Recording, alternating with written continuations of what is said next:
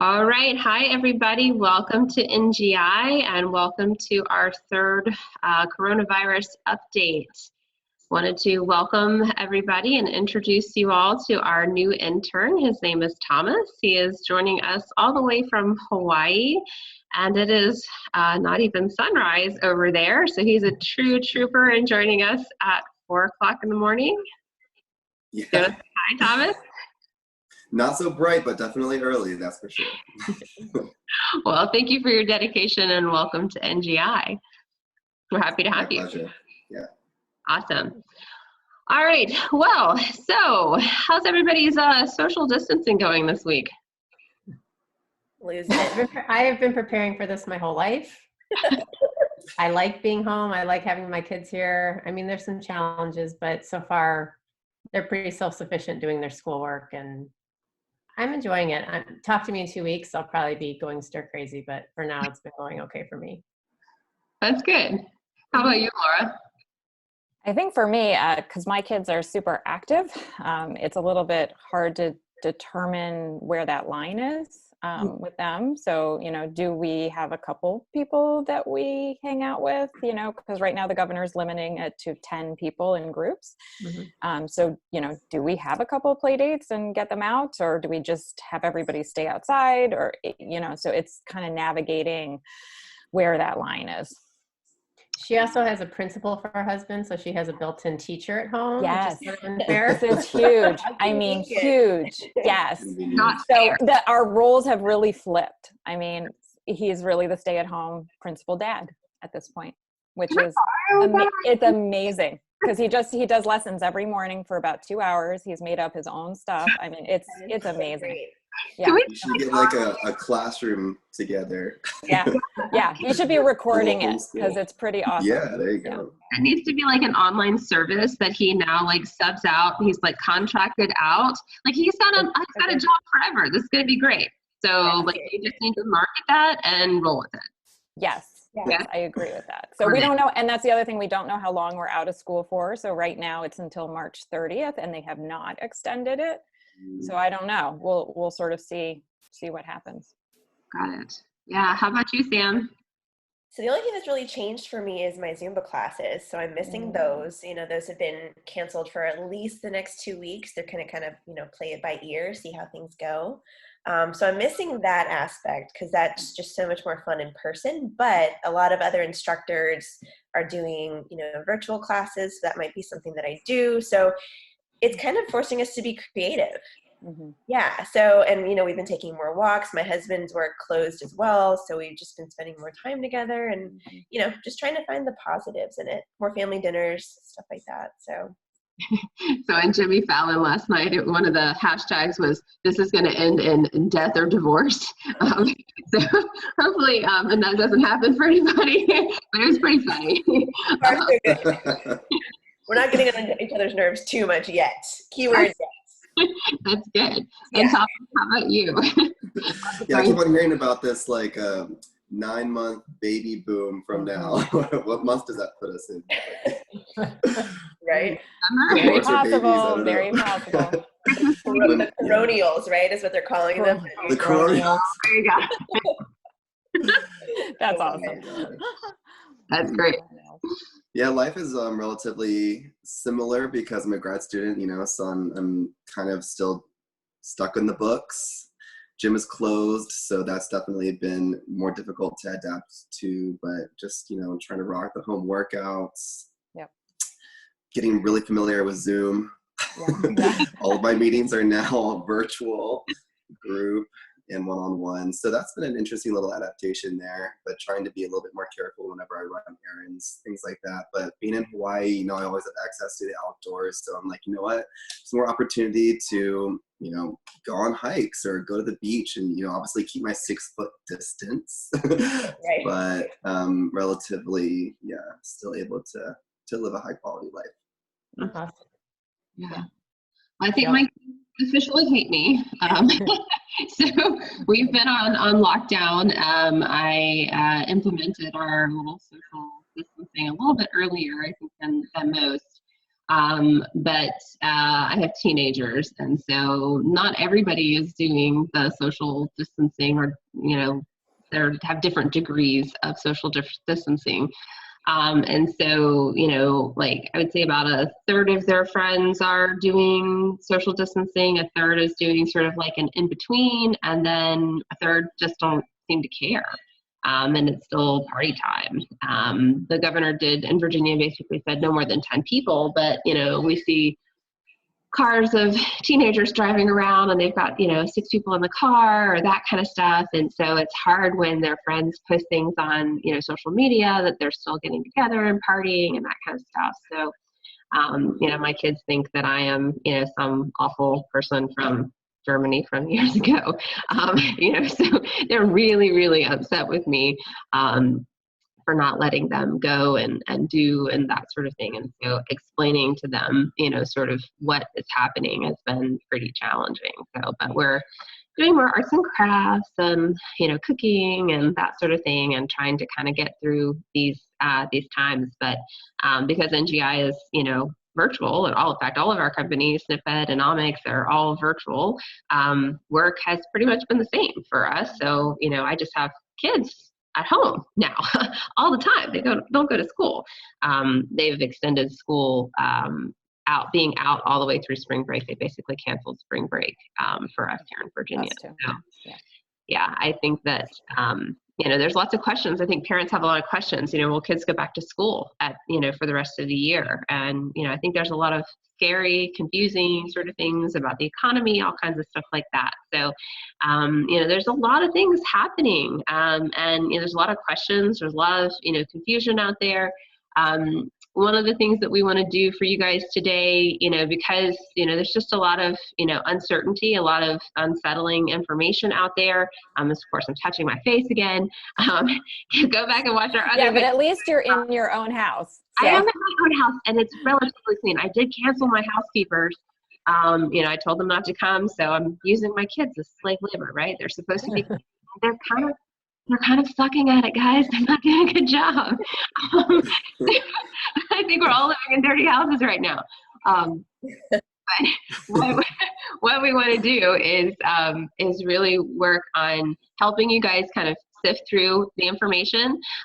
We do want you guys to stay tuned into the end. We do have what we recommend as a practice, some of the things that we're working on. So, you know, we've gotten a lot of questions about, you know, how does this apply to my genetics? How does this apply to me? And gosh, you know, NGI and Dr. Chrissy, what can you guys do to help me? So we are developing a panel specifically for immune function and the cytokine storm, you know, some of those things that are a little bit scary to think about, but there are certain genetic predispositions, guys, that matter. And so some people are more at risk and other people not so much. And gosh, wouldn't it be important to know if you were in one of those categories? So we have been working overdrive, another reason my kids are hating me right now, because we're not going out and doing lots of fun stuff. I'm basically in my hole in my office and working my tail off. So is the rest of my team. Sorry guys, love you, mean it. But you know, we are in hyperdrive here at NGI because we're really working to make sure that we're here to serve you guys. So what we want to do today is kind of, you know, take a look at all of the information that's out there right now, because there's a lot of data, okay? And there's a lot of conflicting data that's really confusing. And we want to go through that information with you guys and talk about, you know, what's the pharmaceutical industry doing? What's the natural medicine industry doing? You know, how does this virus even work, and why does it matter?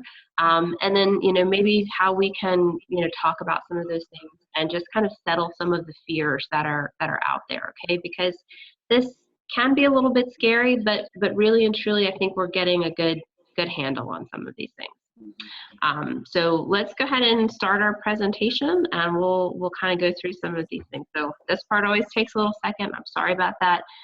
And for all of those parents who are stuck at home with their kids, I just heard my daughter open and close the door upstairs. You may see a kid, hear a dog bark, anything fun and exciting happen in the background for these videos.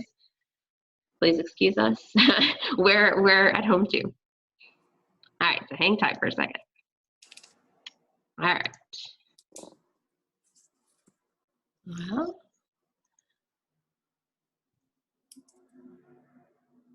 all righty. Okay, so let's start with state of the research, like state of the union. So because we're hearing a lot from our government these days, it seemed a little fitting to start here. So because it seems like every day we're having a ton of research come out and a ton of studies come out, one of the things that I want you guys to remember, either our clinicians listening or our patients listening, is that most of the studies are not peer reviewed, okay? And so if you're not familiar with what peer reviewed means, it means that that hasn't gone through the rigorous application and process of other scientists looking at this information to go, hey, you know what, this is actually true, okay, or actually likely true. Because sometimes even once it's been peer reviewed, it can be debunked later, okay? So this is rapidly evolving. We're basically putting out information and saying, well, this is probably true, or it's based on a really small sample set or really small amount of people that we've looked at, and this is what we think might be happening. Okay, so it's really, really important for us to not draw conclusions based on just this little teeny tiny bit of population sample. The other thing about this is that it may also be based on what's happening in Asia, okay? If you're not Asian, this may not apply to you, okay? This is also really, really important. So one of the things that we talk about at NGI all the time is to know your population, okay? So when you're looking at genetics, super, super important, okay? So the other thing that we've talked about here is that there's tons of data. This is super overwhelming. And there may be some data that's not necessarily true, okay? So Sam, what happened to you the other day? Apparently there was a rumor, or there was a text going around that the National Guard was going to be just rolling out into Virginia, and it was just inciting all of this panic. And so I know for me personally, I've had to really unplug from social media because the rumors are strong. So it goes to say, look for the actual data that is true, because it's not necessary to stress over rumors, because then you're going to be stressed out. And what happens when we're stressed? Our immune systems become compromised. So, and if you're somebody who does want to read all this, and you feel the need to send it all to me and ask me if it's true, I don't have time to read and watch every video. So before you do that, just put it into Snopes or one of those other fact checker websites, because I got one the other day about putting a hairdryer up to your nose to heat the nasal passage, which kind of makes sense. I mean, you know, I can see why they thought it was real, but then the more I watch this video, because I did watch a little bit of it, I was like, oh my God. It's just, you gotta like, you really have to weed through the stuff. I know everyone wants an answer, but we need to be careful with. And there are so many scams going around because there are awful people who want to take advantage of the fact that people are afraid right now and not sure who to believe. And so just be very careful with what information you actually take in. Absolutely. I don't imagine that, we're going to go into the hairdryer business, but somebody might, somebody might go into the micro hairdryer business. But, the fact is here, guys, is that there's not any valid research to suggest that this works. Okay, so, I mean, yes, viruses do die at super high temperatures, but if you're having something that hot go up your nose, you're going to have other problems, okay? So let's not do this. This is not what we need to be doing. We don't need to be going to the ER because we burned the inside of your nasal passages. So let's skip that. And let's focus on what we need to work on, which is keeping our immune system strong and healthy. So, and the other thing here is that, we do have a limited truth factor, kind of wrapping all of that up. So you may not be able to draw valid conclusions from some of these things. So anybody hear about the blood type study that came out the other day? Yep. Thomas, did you hear about this too? I have heard about it. Yeah, it's been going around. Something regarding, I don't know, like the O blood type or something like that. Yeah. Anybody have type O blood? Which means I'm not going to get it. I'm safe. I'm A positive. I'm doomed. Okay. Okay. So All right, sorry, type O's, you're still at risk for getting the SARS-2 virus, okay?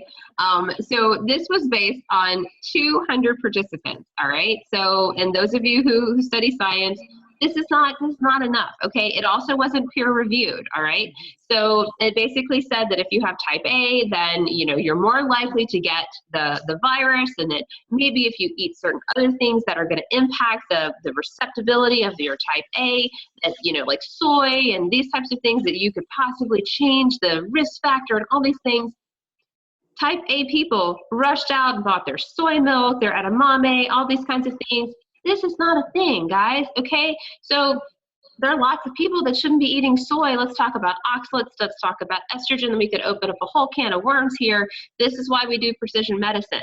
By the way, this is not designed to, we're not offering medical advice here today, just putting out the disclaimer since we didn't say it yet, okay?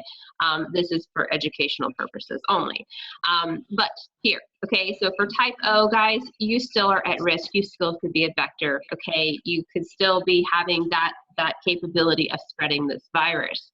Okay, so quick other little note here. I know we've talked about this before in our previous YouTube videos, but the RO or R naught number, okay? So this is a very contagious virus, okay? So if let's just say you're a carrier, let's just say you're the vector, the likelihood is that you're gonna spread this to 3 to 5 different people, okay? Even if you're not symptomatic. That's a pretty high number, okay? And then, we're talking about things like influenza, okay? You're only gonna spread that likely to 1 other person, okay? This is one of the reasons why we're telling people, hey, you should stay home. This is one of the reasons why my kids are like, to mom right now, okay? As I just got a dirty look from one of them over there. So this is why we're trying to take a really good look at this virus. This is why we're talking about it for our 3rd week in a row here at NGI instead of doing our roundtables that we usually do. The point about this particular virus is, do we actually have all of the information? And as we're looking at here, we've got studies that are not peer reviewed. We've got lots and lots of data. We're putting out things that we're not really sure are true. We've got 60 drugs under development. These are things that we don't typically have this type of massive response. We don't have this massive government response. But do we have the number of tests out there? Do we have actually accurate data? And the problem is no, we really don't. We really don't have accurate data. So our death rate, our mortality rate that's calculated, this is a shifting number, guys, okay? So when we're looking at this information, we're only really testing people who are already really sick, okay? People that already really get sick are already having immune dysfunction. Okay, so I'll leave that there on the table for you to make your own conclusions. Again, we don't talk about politics here at NGI. That's for you guys to think about. But when we're thinking about actual numbers, actual data, if we're only testing the sickest people, and then out of those sickest people, we're determining what our death rate is, don't you think that number might be a little bit skewed? Okay. Yeah, so this is something when we're thinking about how it's impacting our lives, how we're changing our school systems, how we're changing our economic power, how we're changing all of these things. These are all things that we need to think about as scientists, how we need to think about as parents, how we need to think about as citizens. So yes, we absolutely should practice social isolation or social distancing until we know more information. That's the safest thing that we can do to protect our weakest members of the population, because nobody wants their loved one to be a casualty. That's not a thing, okay? But how long we do that, we need to be part of the solution to figure out what the answers are. So that's, again, why we're here today.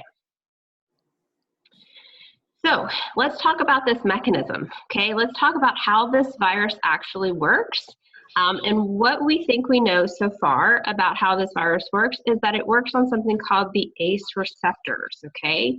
And so ACE receptors are found in the lungs and the gastrointestinal system. And what we think we know is that if you have issues with these ACE receptors, that you may actually have GI symptoms first. Okay, so for those of you out there, one, I don't want you to think, oh my gosh, I ate some bad Mexican the other day, and now I think I have SARS, or for those spring breakers out there who maybe drink too much alcohol, it could actually be SARS, or it might be the aforementioned.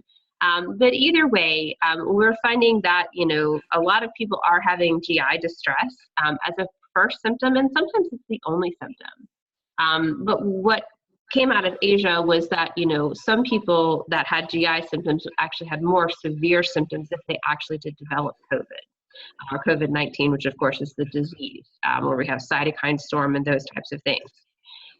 This does seem to impact men greater than women, and this of course is based on the information out of Asia, and especially men that have pre-existing conditions who are over 60. There's conflicting evidence of whether or not blockers for this particular enzyme, like lisinopril, these are ACE inhibitors, are helpful or harmful. And we are going to talk about that controversy and mechanism in just a few minutes. So one of the things that is the end product, what actually causes the damage to the organs, is a hormone called aldosterone. And so this has to do with blood pressure and vasodilation and constriction. And it's on the axis with cortisol and sex hormones, which is one of the things that we talk about a lot in terms of how we modulate that.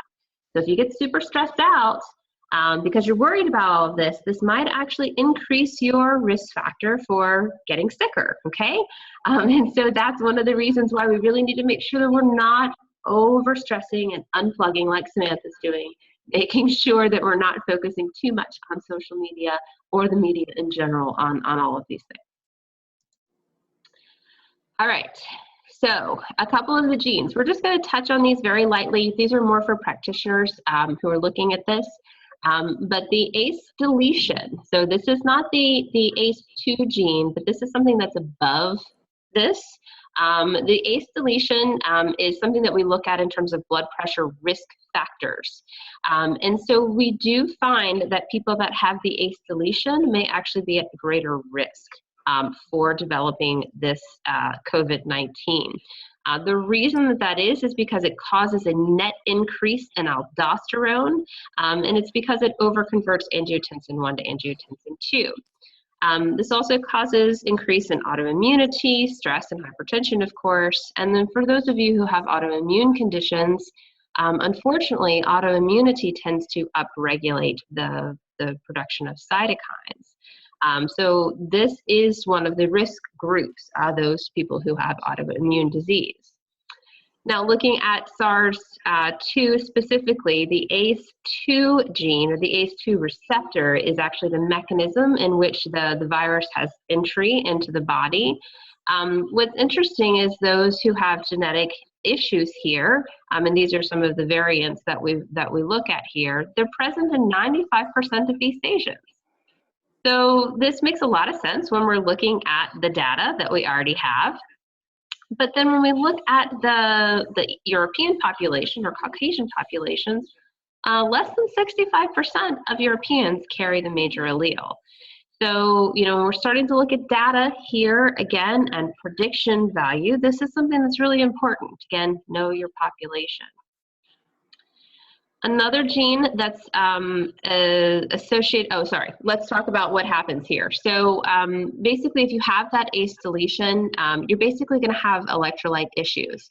So you're going to have low potassium and cardiovascular complications. And so you're typically going to be having a low sodium diet to take care of that. So, you would be looking for validation here. You would have low potassium, you would have high sodium, which is kind of interesting because you're finding that we have low potassium for these patients, but not necessarily high potassium. This is really important because with the COVID-19 cases that we're seeing hypokalemia or low potassium. especially with those that have hypertension and cardiovascular disease. The other interesting thing that we're finding is that people that have the ApoE4 gene, they typically deplete potassium a little bit faster. So ApoE4, of course, gives you a greater risk factor for cardiovascular disease and also Alzheimer's. So those also might be categories or people that have greater risk factors. So one other gene just that plays along in this pathway is the angiotensinogen gene, or AGT. One of the things that we do to kind of maintain this is make sure that we keep our water balance intake and make sure that we're keeping our stress in balance. So we won't talk too much about this. But if you've ever had preeclampsia, for ladies out there, this may be something that you need to be paying attention to.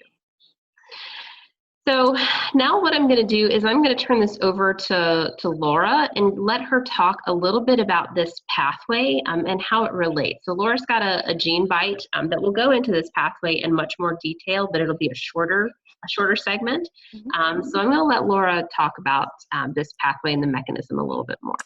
All right. So like you said, obviously the RAS system really is working on regulating fluid and volume, the volume of fluids in the body, as well as blood pressure. And so I'm going to kind of walk through the pathway a little bit so that you can kind of understand where ACE2 begins to create a problem. So if we're looking up at the top where we see angiotensin 1, what happens there is the ACE gene, so basically like ACE1, converts that into angiotensin 2.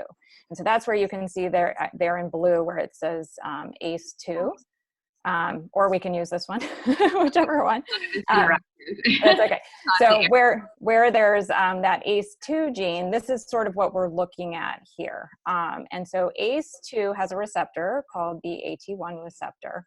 And what happens here is when there's a high amount of angiotensin 2, ACE2 kind of pops off that receptor. And so our understanding is that as that happens, there's an opening for the virus to enter. So in doing that too, you're not converting angiotensin 2, which we don't have quite on here, but you're not converting angiotensin 2 into another form, which is angiotensin 1-7. Yep, and we can move over here. So angiotensin 1-7. So if you look at angiotensin 2, you'll find that it actually causes vasodilation, it causes inflammation.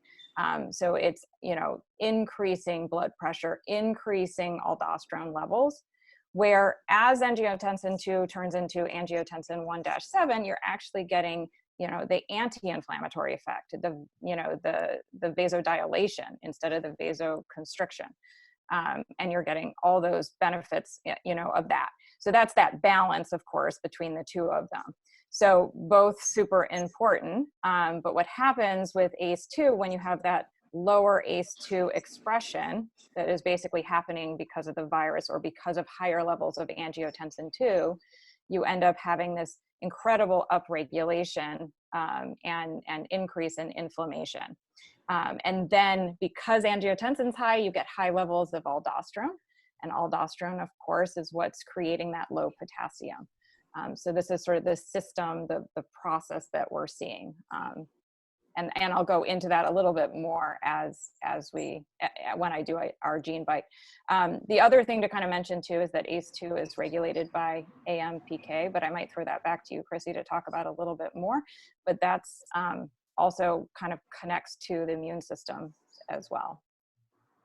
Sure. So AMPK is basically a master regulatory pathway that, when we talk about obesity, inflammation, insulin resistance, we're looking at how the body is controlling cortisol, those types of things. So if we flip back over here, we're looking at our sympathetic nervous system.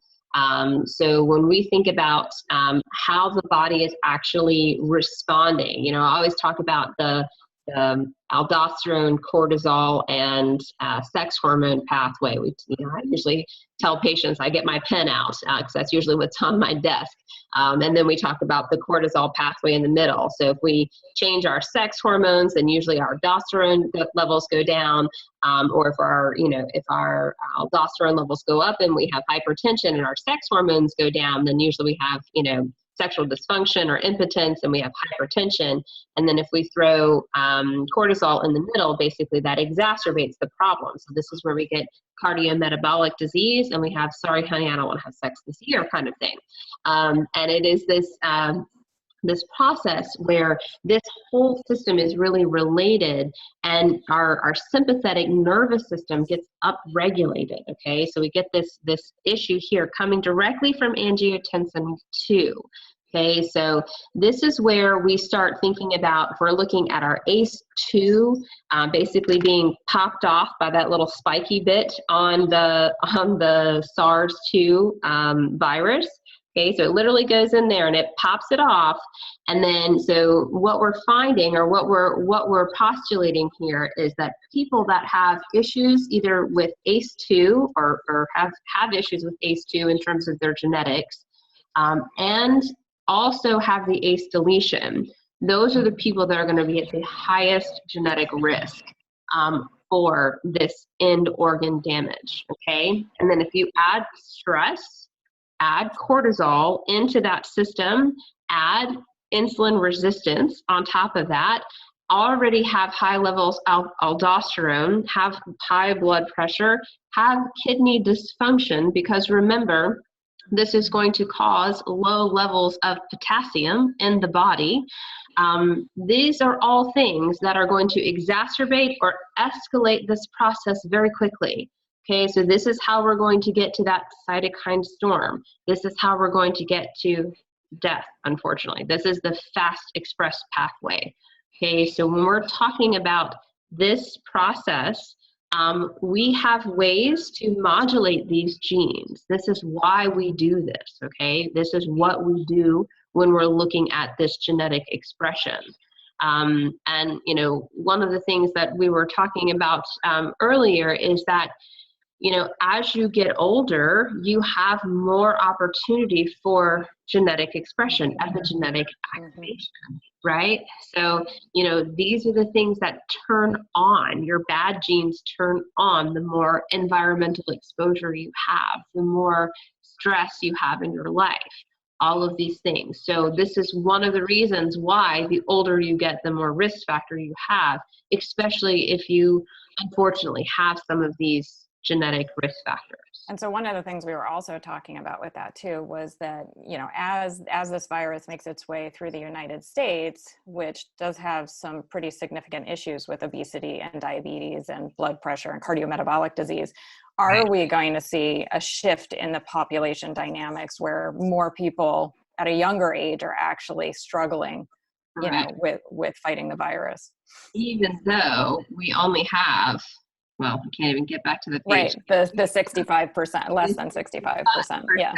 Right, so, it's, pretty remarkable that we have, that demographic, because we have the change in our epigenetic activation, but because we have that problem with cardiometabolic disease in the U.S. So I do think that, we may have a higher mortality rate than maybe Asia did because of that, despite our genetic advantage. Mm-hmm. So it will be interesting to see. And I think that might be why our government is responding the way that it is. So, they understand that we have more comorbid conditions to be concerned about here. So something else to kind of mention too is, it's not conflict, but sort of interesting conversation around ACE inhibitors and the other high blood pressure medications and whether or not they're actually helping or hurting this process as well. And again, I think we were talking about how that goes back to what your genetics are and how that, breaks down. Right. So, I mean, if you're able to block this section here, you know, an ACE inhibitor, it's going to depend on whether or not you have the ACE deletion or not, whether or not that's helpful or not. And the ARBs are going to be, you know, helpful depending on whether or not you have genetic polymorphism. So again, this is one of the reasons why knowing your genomics are very, very important in this moment, and quite frankly, in most moments. Having this kind of precision medicine is very helpful and can make all the difference in the world.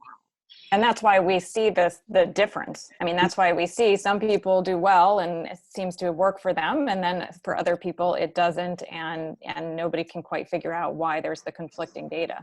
Correct. And often it's a genetic reason. It's a genetic reason, and not to forget the gene-gene interactions. Right. So it's going to matter if you have one or the other or both or neither. Right. So, you know, making sure that, you know, and studies are not controlling for these things. We're just looking at broad population studies. And so that is why we don't have definitive data on pretty much anything out there, which is super confusing and and frustrating. But again, you know, the difficult thing for us is that we have to postulate on mechanism and then make decisions. But you know, to the best of our ability, that is what we are doing, and looking at the way that this works, and then making clinical decisions with other physicians. So that is what we're doing here, and hopefully we will get funding to do studies at some point. All right, so let's take a look and see what the pharmaceuticals companies have to offer in terms of what we know as of yesterday. Okay, so truth be told, we were up until 11 o'clock last night getting all of this data assimilated. So this is what we know of as of last night at 11 o'clock in terms of this. And again, there are over 60 things as of yesterday that were in drug development for this condition, either as preventative or as action for the COVID-19 condition. So the first thing, Alinea. Many of you may have heard of this. This is an antiprozoal agent or antiparasitic agent. I may stumble a little bit. Again, I was up really late last night. I usually go to bed early. But this is something that was found at very low dosages to be able to inhibit viral replication. We're not really going to go too much into mechanism. For those of you who are practitioners or into pharmaceuticals or pharmacists, the information is here for you.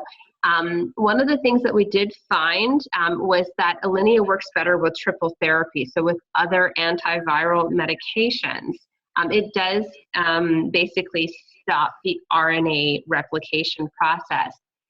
So this is something, if you are already taking Alinea, I know a lot of children that take this for Lyme disease. There are people that take this for GI issues, of course, if you have any sort of other parasitic infection, those types of things. This may actually help protect you from getting this particular viral infection. So something to be thoughtful about. Again, just because you're taking something doesn't mean, okay, great, I can go out. I'm not going to infect other people. Have a great day. That's not what this means. This basically just means that you may actually have some protection against the infection. The next one, nifamostat. This is an anticoagulant in Asia. It's also a serine protease inhibitor elsewhere in the world. This was very effective at preventing the COVID infection, or the SARS-2. Very interestingly, after we just talked about all of this, it results in hyperkalemia, or high potassium levels. Okay, so the mechanism on this one is pretty interesting. We're going to talk just a pinch about this, just because this one is one that you would use if you started to have the cytokine storm. So it basically stops liposaccharide-induced nitric oxide production. Okay, so nitric oxide production is basically cause vasodilation. It stops apoptosis, or cell death destruction process. It stops interleukin-6, interleukin-8. Those are things that basically are pro-inflammatory cytokines, those bad guys that are going all through your body. It's shown to act as an antioxidant and tumor necrosis factor induced reactive oxygen species production. Okay, so basically it's a shitstorm stopper, okay? That's the only way we're gonna say that. When we have cytokine production and your body is basically going absolutely haywire, this basically stops that, okay? The other thing that this does, because it's an anticoagulant, it's stopping that process as well. So when your body goes into sepsis, it goes into shock, what do we want to do? We want to calm that process. We want to stop all of the blood from leaking out of your tissues. Okay, we don't want that to happen. This drug is doing this. Pretty amazing, okay? So this is neuroprotective. It's helping protecting your brain. It's protecting your organs. It's, you know, if you are in a situation, you or your loved one is in a situation where we're having cytokine storm, then this is something that you should consider, okay? So food for thought on that one. Favipiravir. I think I said that right. This is a Japanese influenza drug. It's also called Avigan. 100% effective in protecting against Ebola. It has an EC50 value of about 67. That's basically EC50. So you guys may be seeing things like this if you're looking at research. This is the amount of the drug required to produce a response, about 50% from baseline. This number can be a little bit confusing. You will find that that number changes depending on how much the concentration is. So sometimes you'll see a really tiny number, sometimes you'll see a big number. In this case, 67 was pretty good. In fact, it was really good. What they found was that patients who were given this basically had less damage to their lungs, and then they got better about 4 days after being infected versus people who didn't get it. It was taking them 11 days to get better. One of the things here is that this drug, very similar to things like Tamiflu and other HIV drugs like retrovirals, you have to take it like pretty much when you start to get sick, okay? So if you wait until you're really sick, like the cytokine storm, not going to work very well, all right? So the problem that we have here, especially in the US currently, is that we don't have access to a lot of tests. Okay, so LabCorp recently started to have availability of tests for practitioners. We're working on having access to those tests. You know, it's challenging. So we're working on that as a country to have more availability of testing. But, currently right now there are some, still some limited availability, and we're not still testing people until they're really sick. So this is a catch-22. One of the most popular antiretrovirals, Kaletra, I couldn't say that yesterday for patients. I finally got it out today, but it did fail in more rigorous trials as of the but just to let you know that is not something that you should be recommending to your patients if you're a prescribing physician. All right, remdesivir. So this potently blocked viral infections at very low molecular concentrations as well.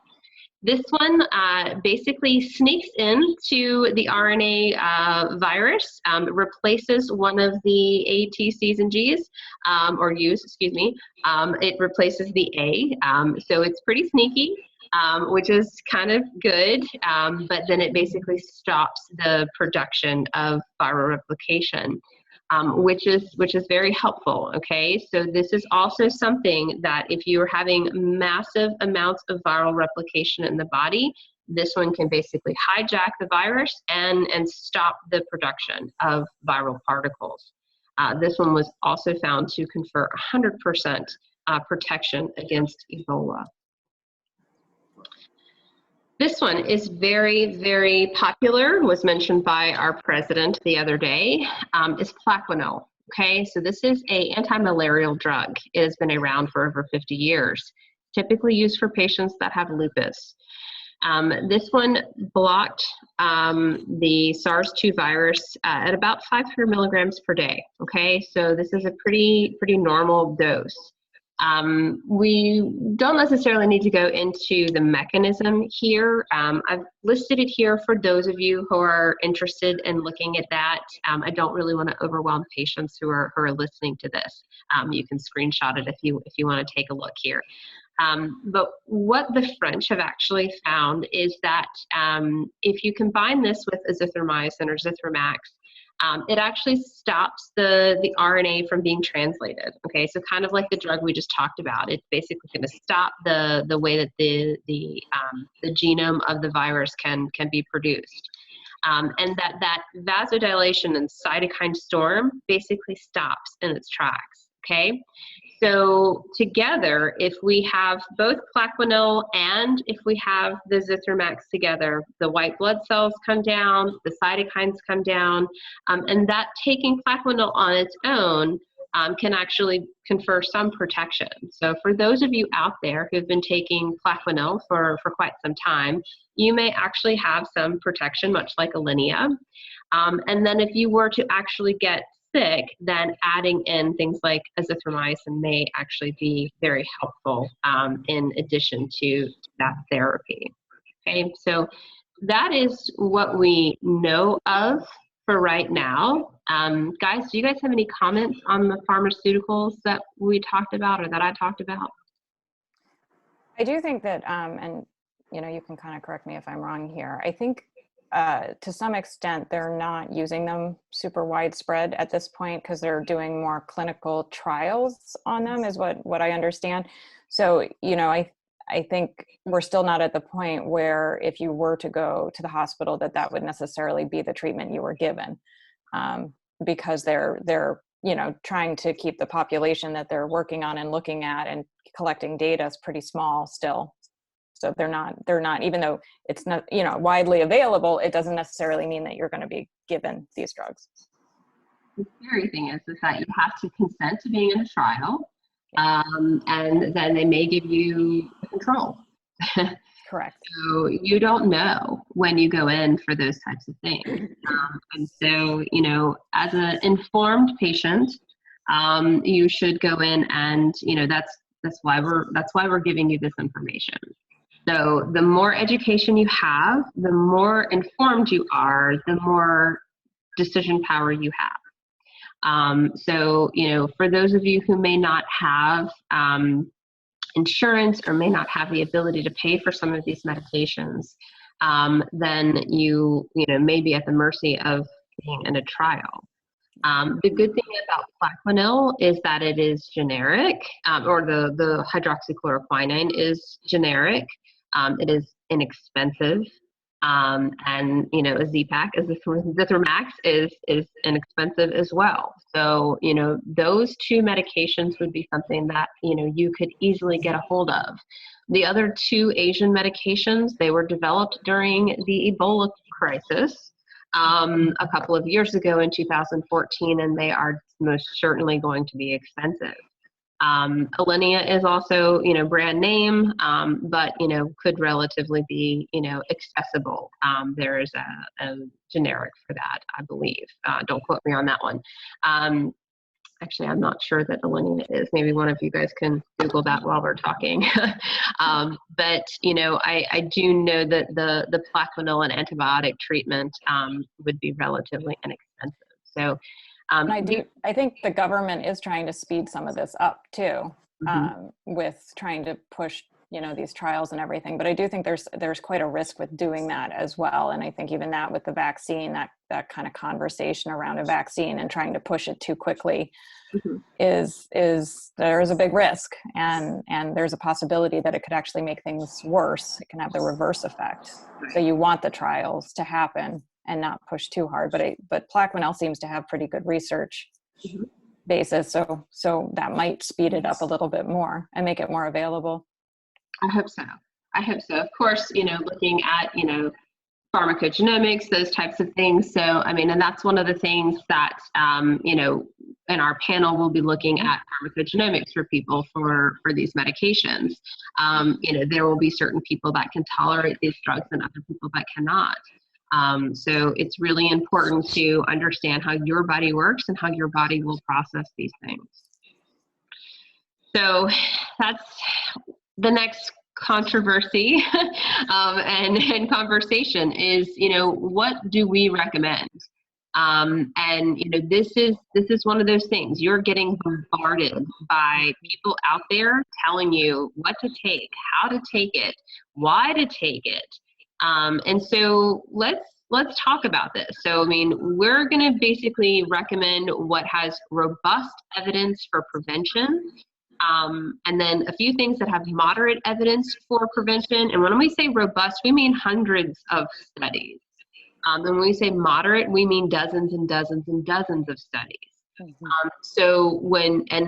are not, this doesn't mean it's 2 studies. It doesn't mean that we did N of 1 studies. We're talking about lots and lots of information here. And then we're also talking about things that are, generally applicable for, 95 to 99% of the population. When we're hearing lots of information come out, arguments about theanine, arguments about vitamin C, how much vitamin D should you take, blah, blah, blah, blah. There's all these things. So I want to hear what's the chatter, guys? What's the chatter hearing? Well, the big one now is the IV vitamin C, which has had a study done in China that it's working, but it's not long-term. So it may work short-term, but for people who are just taking really high doses of oral vitamin C for a long period of time, remember we talked about this a couple of weeks ago, they could have oxalate issues, they're going to have pain. So I think that study does not translate into everyday high-dose vitamin C. For people. It was an interesting study. It is an interesting, people are like, oh, vitamin C, it's going to cure everything, which it may. I don't know, but I wouldn't take a high dose every day. Right.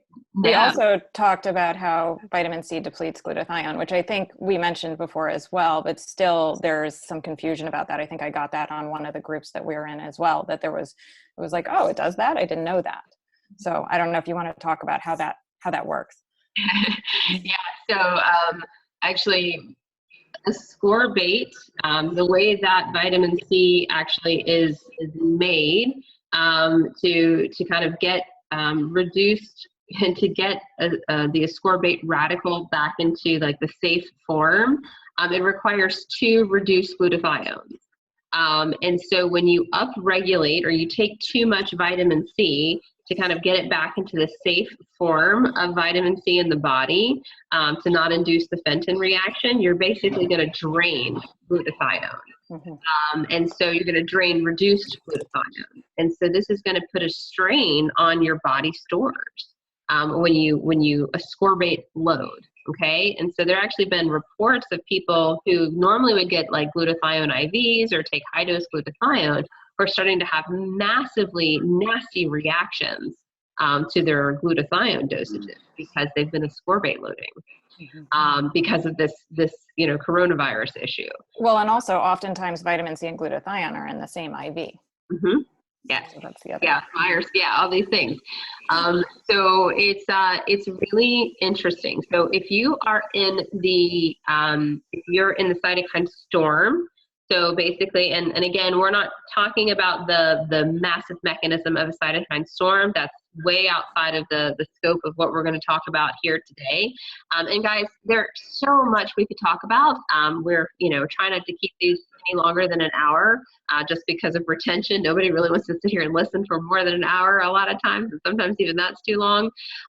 But if you guys really want us to talk about the cytokine storm, we can do that.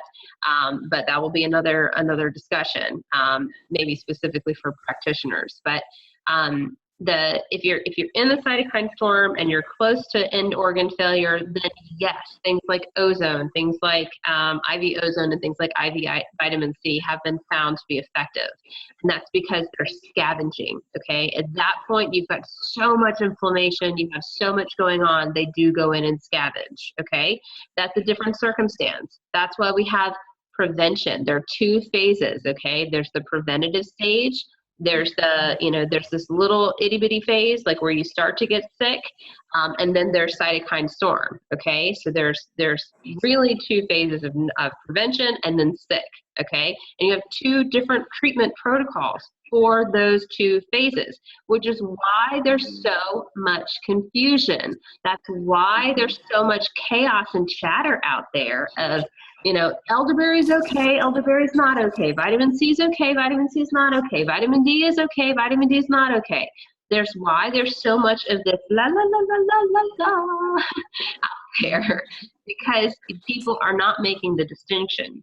There's a preventative stage, but as soon as you get sick, we'll come back to this, as soon as you get sick, you have to stop all supplements that upregulate the immune system, okay? We have to stop the NF-kappa beta cytokine storm, okay? That includes mushrooms, vitamin C, vitamin D, vitamin A, herbals, all of that stuff, okay? The last thing that you want to do if your immune system is against you and attacking you is to give it more fuel for the fire. Okay, that makes sense, right? Audrey. Yeah, this is what's going on with people who have autoimmune disease too. So that's why. That is absolutely correct. That's why we don't even pre-COVID-19 days. That's why we don't give people reishi mushrooms that have, Hashimoto's. That's why we don't give them things that upregulate their immune system. That's why we don't blindly give out anything that really stimulates that immune response, okay? Because the last thing that we want to do is to drive the immune system. The immune system's already got the gun, okay? The immune system, they hear, they're ready to fight, okay? That's the last thing that we want to do is give it more ammunition. I mean, what are we thinking? That's craziness. Why would you do that? You wouldn't, okay? So especially if your immune system is having, a bomb go off, an atomic bomb in your body, why in the world would you give it more ammunition? You wouldn't. You wouldn't. Well, you hurt yourself. I mean, that's what cytokine storm does. Exactly. Well, that's the problem, especially on social media. People are just making these widespread recommendations, and we know from what we do on a daily basis that if you don't know a person's genetics, if you don't know their biochemistry, if you don't know their medical history or their symptoms or what medications they're on, what supplements they're on, you just can't do that. It's going to cause more harm than good, more than likely. So that's why I had to unplug a lot, because people are like, oh, this worked for me, so it must work for thousands of other people. And that's just, it's unsafe. It's not responsible. Let me tell you a protocol on it. And by the way, it's like that's what is driving me crazy right now. I mean, it's like there's this massive influx of not only content, but also, marketing and all kinds of stuff. And so, I mean, yes, we are trying to do what we do, but we're not trying to, I don't know. I don't know. I just feel like there is a flood of opinions and people can capitalizing on things like this. And so, just to be clear, we're putting out information for people. We're doing what we do anyway, what we do on a regular basis. Just to be really frank, we're not trying to sell you anything. So, just to kind of come back to this, low dose vitamin D, if you're not sick, if you're working on your immune system for prevention, low dose vitamin D, this should be in the right ratio with vitamin A, okay? Vitamin D and vitamin A, they're besties. Remember, we talked about this before. They both need each other for their receptors, okay? Really a 2-to-1 ratio. Caveat, pregnant women breastfeeding, stay away from vitamin A, okay? Make sure you're not taking vitamin A then. Low dose vitamin C, okay? If you can get this, like, eat an orange, okay? You don't have to take a supplement. Can be a thing, all right? And for our oxalate people, you don't really have to, don't really go above 250 milligrams, okay? That's your max, okay? But, this is, if you have hyperoxaluria in terms of genetics, then, call us, talk to us. It's really a little bit lower than this. And there are lots of oranges at the grocery store. Not a lot of toilet paper. There are a lot of oranges. There are a lot of oranges. Silver lining. right? I have on my counter over there. Zinc. This is really important, okay? So zinc gluconate will actually kill virus on contact, all right? So if you can find zinc lozenges, they're pretty difficult to find right now, but if you can find them, suck on a zinc lozenge once a day. If not, zinc capsules. So a lot of people have zinc capsules at home. Open them up, put them in some hot water, gargle it, get it way back there, and then swallow it, okay? So this is something, it doesn't taste very good. I always try something before I recommend it.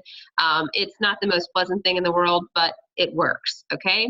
Make sure that you do this with some food, otherwise you might get a little bit of an upset stomach. Also experience that. You know, but this is something that can be helpful if you can't get a hold of zinc, zinc lozenges. The other thing that we know about zinc in the immune system is that it helps to increase lactobacilli. So this helps our microbiome. Our microbiome is very, very important in terms of how it regulates our immune system.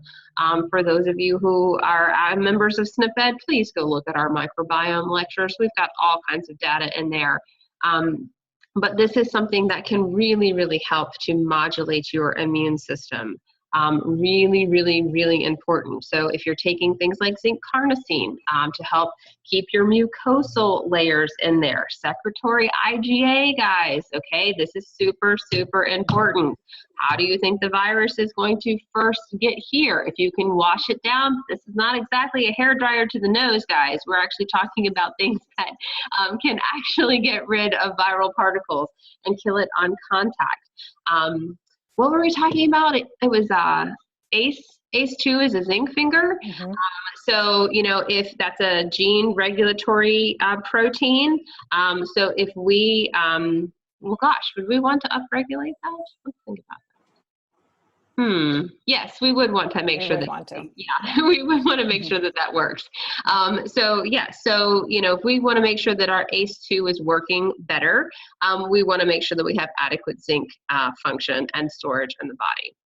Now, magnesium, this is not something that people think about, but magnesium runs in 300 different enzymes in the body, okay? If you are having impaired metabolic function, think back to what we were talking about in terms of the AMPK, insulin function, all of those kinds of things. If we have imbalance anywhere in the body, do you think that that's going to be problematic? Mm-hmm. Yes. Okay. Yes. Good. Mm-hmm. All right. So magnesium, super, super important. Okay. Especially in this circumstance. All right. I happen to like magnesium 3 and 8, but other forms of magnesium can be helpful depending on your condition. Now, moderate evidence. All right. I am a huge fan of V-Clear and UMCA. Between 1 to 3 times a day, 1 time a day if you're asymptomatic, 3 times a day if you start to get a little cold or runny nose or any of that kind of stuff. Melatonin, this is really interesting, okay? So what we found is that people under 40 have higher levels of melatonin. After 40, our levels start to decrease significantly. So, you know, it's been postulated that this is why we have a higher death rate in SARS-2. Okay, so melatonin also acts on multiple different anti-inflammatory pathways. We use it in cancer. You know, so this is something that, you know, can't really hurt in a lot of ways. There are a couple of reasons why you shouldn't take melatonin, but for most people, melatonin is going to be pretty helpful. Melatonin has not been totally deemed safe in pregnancy, so word of caution there. Moderate exercise and sleep, y'all. Make sure you go to bed, aka the melatonin. Don't be doing an Ironman right now, not that you can, but don't be heavy exercising, okay? So the extreme exercise actually compromises your immune system, okay? Go for a walk, go for a hike. Don't be blowing it out, okay? So keep it relatively moderate there. And theanine, if you're stressing, if you're panicking, remember, do not let that stress axis Don't let the stress axis get out of line, okay? We don't want to be up here. We want to be down here because that's going to impact the way that the virus can actually infiltrate your lungs. Any comments? I love L-theanine. Makes sense. My best friend. My face. You guys always have your bottles next to you too. Do you have your Oh, I bottles love it. next to you? I believe it's green tea that's high in theanine, right? That's right. That's right. Very good. All right. So anybody want to touch really quickly on the Tylenol and ibuprofen controversy? And then I think we'll wrap it up. Yeah, I mean, I was watching a video today about ibuprofen or just NSAIDs in general, and I think one of the things that they were looking at is it actually does have sort of an antiviral effect, but that it also increases or it blocks COX-2, is that right? And so it increases arachidonic acid and decreases the prostaglandins. So there's that piece. And then there's also with ibuprofen, or just NSAIDs in general, the damage that it can do to the kidneys, which then of course is going to increase ammonia and cause all the other issues that people are already having with kidney function when they have the virus. Yeah, so I mean, I think one of the things that's really interesting is that, Tylenol, of course, depletes glutathione. So, we always want to make sure that we have adequate levels of glutathione. People, talk about selenium. Selenium is something that, buzzed around for quite a bit. Most people are not deficient in in selenium, guys. So, if you over supplement with selenium, there are problems there. So don't rush out and take selenium thinking that that's going to be preventative. And then also, again, if you overstimulate the glutathione pathway, you may actually start pulling through an enzyme called CBS. And this kind of ties into the ammonia pathway. And so this is pure conjecture here in terms of biochemistry. But let's just say you have CBS downregulation. So this particular gene basically would cause you to have increased risk for hypertension, cardiovascular disease, etc. And so let's say you get COVID-19. So you have the cytokine storm, your body is in complete, shutdown mode. You're heading towards end of life. You're going to have a buildup of something called S-adenosyl homocysteine, or SA, in this case. So, you're basically activating a bunch of genes that shouldn't be activated. Your body is basically flipping out. To flux through this, your body may end up dumping through homocysteine or flipping up or upregulating cystathionine beta synthase. When that happens, you end up having increased levels of ammonia. You also start to try and produce glutathione. You'll upregulate sulfation. You'll have increased levels of sulfate, taurine, those types of things. The consequence of that, again, is really high levels of ammonia. You have immune activation, those types of things, because your body's trying to rebalance. If you were to have kidney impairment or take ibuprofen, which would be more damaging to the kidney, then that could be an exacerbation of this process. So I think that is a potential mechanism of why the body, or why the scientists and doctors are basically saying that ibuprofen could be problematic. If we add in the cyclooxygenase pathway into that and looking at fatty acid metabolism, and having things like arachidonic acid and the prostaglandins and the leukotrienes and all of those are inflammatory cytokines as well, then, we are essentially, we're trying to block that pathway by doing so. But there may be an influx of those fatty acids. We may have too much lipid peroxidation in that process. So the body, you guys, always tries to balance. It always tries to find a way to stay in homeostasis. And when you have that massive shift between Th1 and Th2 and the T regulatory cells are fighting, basically, you've started a war in there, your body, those biochemical pathways that are normally spinning along just fine may do this, okay? They may spin the other direction. And, you know, I think that is actually what's happening in a lot of these cases. And so we can't really expect that the biochemistry is going to behave in the way that we would think that it would based on a normal circumstance. Okay. So what you can expect from us. We're working again on a custom panel that includes the personalized medicine approach. We are going to be looking again at the cytokine storm pattern analysis, an ACE pattern analysis, and of course, detailed nutrient pattern analysis. So everything from how you process vitamin C, vitamin D, vitamin A, potassium, all of those types of things.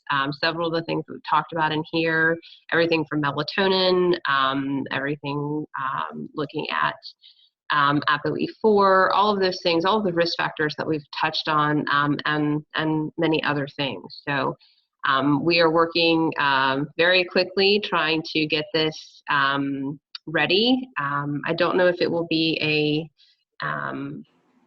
as polished as some of our other panels by March 30th, but for our patients, this will be available in-house.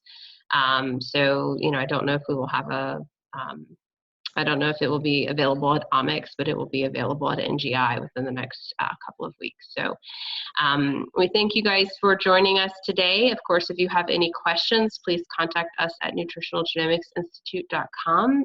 Stay well, and we will see you guys next week. All right. Bye, guys. Bye.